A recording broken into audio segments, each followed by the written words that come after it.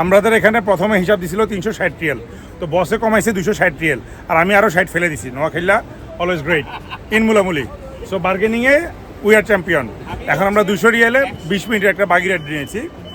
Saudi আরবের দ্বিতীয় বৃহত্তম বাণিজ্যিক শহর জেদ্দা, যেটি মক্কা থেকে প্রায় 85 কিলোমিটার দূরত্বে অবস্থিত এবং লোহিত সাগরের পাড়ে অনিন্দ্য সুন্দর এই শহরটা দেখার জন্য আজকে আমরা এসেছি।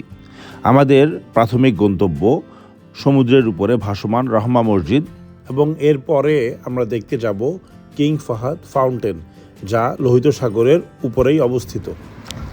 এটাই সেই আল রহমা মসজিদ, আল রহমা মস্ক, যেটা 1985 সালে প্রতিষ্ঠা করা হয়। সামনে দেখতে পাচ্ছেন খোলা জায়গাটা, ওদিকটা হচ্ছে সাগর।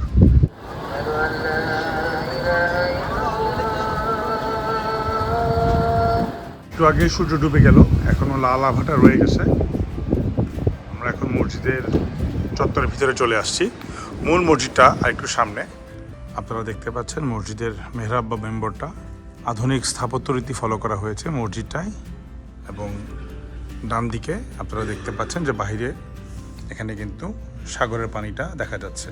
এই ধরনের জানালা এখানে মোট দেখা যাচ্ছে একটি, ওদিকে দুইটি, এখানে একটি দরজা, 3 নম্বর জানালা, 4, 5, মোট 5টি জানালা। এবং দেয়ালে খুব সুন্দর ক্যালিগ্রাফি করা বা নকশা আঁকা, সাদা, সবুজ, গাঢ় সবুজ, প্রধানত এই 3টি রঙকেই প্রাধান্য দেওয়া হয়েছে। এই আল রাহমা মসজিদের আরেকটি নাম আছে ফাতিমা আল জাহরা মসজিদ। আরিফ ভাই নামাজ শেষ করার পরে এখানে একটু আয়েশ করছে, একদম অ্যারাবিয়ান স্টাইলে, আরব বেদুইনের মতো লাগছে। টাকলা চলো। আমরা ওদিকটা দিয়ে মসজিদে আসছিলাম, এখন নামাজ শেষ করার পরে আমরা এবার মসজিদটার চারদিক দিয়ে ঘুরে দেখব। একদম সাগরের পাড়ে চলে আসছি আমরা। এখানে নিচেও কিন্তু পানি দেখা যাচ্ছে, সাগরের পানিটা মসজিদের নিচে চলে আসছে একদম। আর আমরা যদি একটু সামনে আগাই, এখন আমরা ঠিক সাগরের উপরে। এদিকে একটা হোটেল, দূরে জেদ্দা মূল শহরটা, এবং সামনে হচ্ছে খোলা সাগর, লোহিত সাগর বা রেড সি।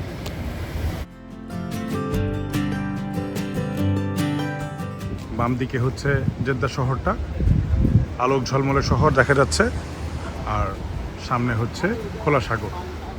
আপনাদের কেমন লাগছে জেদ্দা এসে? জেদ্দা আসার পর বস আপনাদের অনুভূতি কি? খুবই ভালো, অসাধারণ জায়গা। অসাধারণ জায়গা, এবং এখানে এসে নিয়ে 1 সপ্তাহ থাকার মতো একটা জায়গা। 1 সপ্তাহ থাকা এবং ফ্যামিলি নিয়ে এসে কিন্তু ভালো সময় কাটানো যাবে। আমরা এখন হেঁটে হেঁটে ডান দিকে যে খোলা জায়গাটা, ওই জায়গাটায় যাবো। মানে লঙ্কাউইয়ের মতো ইগল দেখা যাচ্ছে। আয়ান দেখো, যারা আপনারা মালয়েশিয়ায় গিয়েছেন লঙ্কাউইতে, সেখানেও কিন্তু সাগর পাড়ে এরকম একটা ইগল আছে। হাতের বাম দিকে হচ্ছে ইগল স্কোয়ার, নাম জানি না ইগল স্কোয়ার বলে কিনা, আমরা নাম দিয়েছি ইগল চত্বর। আর যদি এদিকে ফিরি, আমি সাগরের দিকে মুখ করে দাঁড়াই, তাহলে হাতের ডান দিকে থাকছে মসজিদটা। জেদ্দা কিন্তু তিহামা অঞ্চলে অবস্থিত। মক্কা এবং মদিনা, তায়েফ, এটা যেরকম হেজাজ অঞ্চলে, এটার প্রাচীন নাম কিন্তু তিহামা বা তিয়ামা। আমরা অলরেডি রাইডটা নিয়ে নিয়েছি আমার ছাদের উপরে, হুড়াহুড়ি করে ছাদে উঠছে, 3-4 জন নিচে বসছে, মনটা খুব খারাপ, বেজার। তো যাই হোক, আমাদের এখানে প্রথমে হিসাব দিছিল 360 রিয়াল, তো বসে কমাইছে 260 রিয়াল, আর আমি আরও 60 ফেলে দিছি। নোয়াখাইলা অলওয়েজ গ্রেট ইন মুলামুলি। সো বার্গেনিংয়ে উই আর চ্যাম্পিয়ন। এখন আমরা 200 রিয়ালে 20 মিনিটের একটা বাগি রাইড নিয়েছি। ও, আপনি আগেই 130 রিয়াল কমাই ফেলছেন? আচ্ছা আচ্ছা, তাহলে বাকি 60 আমার। তাহলে বস এই 160 আর 30, আমিও কমাইছি 60, আপনি কমাইছেন 130, তাহলে সবাই মিলে 190 রিয়াল আমাদেরকে দিয়ে দিবে, আফগান রেস্টুরেন্টে খাওয়াই দিবে। হ্যাঁ, তো ঠিক আছে।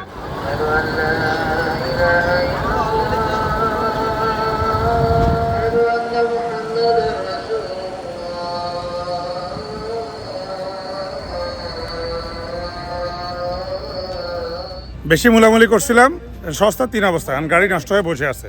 ম্যাকএভারের মতো 2 তার দিয়ে জোড়া টোড়া দিয়ে স্টার্ট নেওয়ার চেষ্টা করা হচ্ছে, কিন্তু লাভ হচ্ছে না।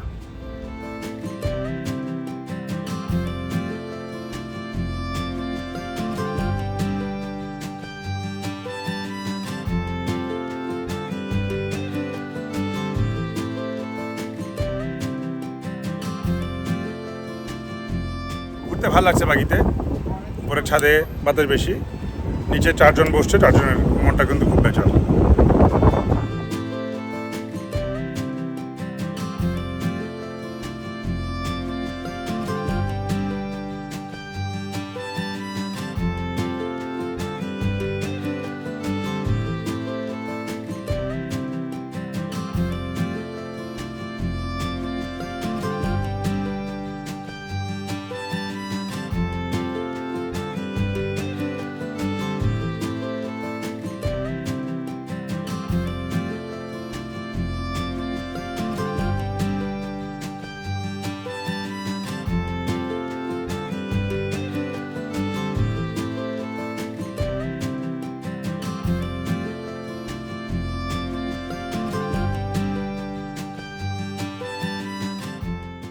দিনের জেদ্দা থেকে রাতের জেদ্দাই আসলে অনেক সুন্দর, চোখ ধাঁধানো এক মায়াবী শহর মনে হচ্ছে।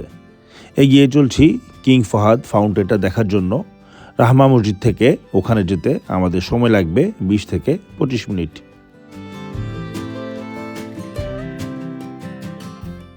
খুব পরিকল্পিতভাবে সৌদি আরবের দ্বিতীয় বৃহত্তম বাণিজ্যিক শহর এই জেদ্দাকে খুব সুন্দরভাবে সাজানো হয়েছে। যদিও আমরা হজের সময় অনেক বেশি ব্যস্ততার মধ্য দিয়ে কাটাই, বাট যারা উমরা করতে আসেন তারা চাইলে পরিবার সহ এই শহরটাতে 2টা দিন কাটিয়ে যেতে পারেন, অবশ্যই ভালো লাগবে।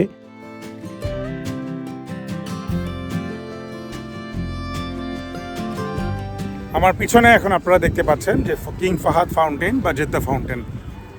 আমরা চলে আসছি যে জায়গায় রাহমা মসজিদ থেকে এখানে আসতে মিনিট 20 থেকে 25 মিনিটের মতো সময় লাগলো। সাগরের পাড় ঘিরেই রয়েছে সুপ্রশস্ত হাঁটার জায়গা, তার পাশেই বাচ্চাদের খেলার মাঠ। পরিচ্ছন্ন এবং নিরাপত্তা নিয়েও আপনাকে ভাবতে হবে না মোটেই। এই ঝর্ণাটার কাজটা শুরু হয় 1980 সালে। কিং ফাহাদ এর উদ্বোধন করেন 1983 সালে, যদিও জনসাধারণের জন্য উন্মুক্ত করে দেওয়া হয় 1985 সালে। প্রথমে কিন্তু এটার উচ্চতা ছিল 853 ফুটের মতো। পরবর্তীতে এটা যারা পরিকল্পনা করেন ঝর্ণাটা বানানোর সময়, তারা এটা সন্তুষ্ট হতে পারছিলেন না।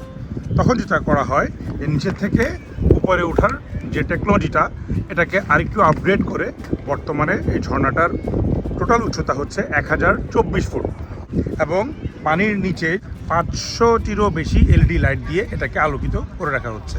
সাধারণত অন্যান্য ঝর্ণা, যেমন আমরা দুবাইতে দেখেছেন দুবাই ফাউন্টেন বা কোরিয়ার সিওলের যে ঝর্ণাটা, সেগুলো সব ছিল মিঠা পানির ঝর্ণা। কিন্তু এই ঝর্ণাটা কিন্তু মিঠা পানির ঝর্ণা না, এটা সমুদ্রের পানিকে ইউজ করেই লবণাক্ত পানির ঝর্ণা বলা যায়। বিল্লা ভাই কি উদাস হয়ে গেছেন? বেশ ভালো লাগছে। যদিও ধারণা করা হয় এই জেদ্দা শহরের নামকরণটা এসেছিল জাদ্দা নামে একটি ওয়ার্ড থেকে, যেটার অর্থ ছিল দাদি। 1330 সালে বিখ্যাত পর্যটক ইবনে বতুতা এখানে এসেছিলেন এবং উনি ওনার ডায়েরিতে এই জেদ্দার বানানটা লিখেছেন জিদ্দা নামে। পরবর্তীতে 2005 সালে এটার নামটা হয় Jeddah.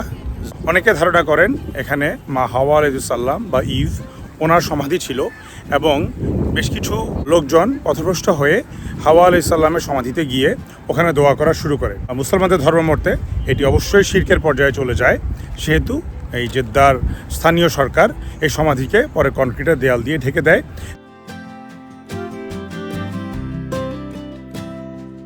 Ice cream, juice, candy, chips অনেক কিছু খাইলাম, ভালো লাগলো। ট্যুরে আসতে করে খাওয়া লাগবে আর কি, খিদা লাগে। এই যে ভাই সাহেব খাচ্ছে। ভাই সাহেব কী খাচ্ছেন? মিরিন্ডা? আলহামদুলিল্লাহ, ঠিক আছে। হালাল ফুড? ও হালাল না, ঠিক আছে, ওকে ফাইন।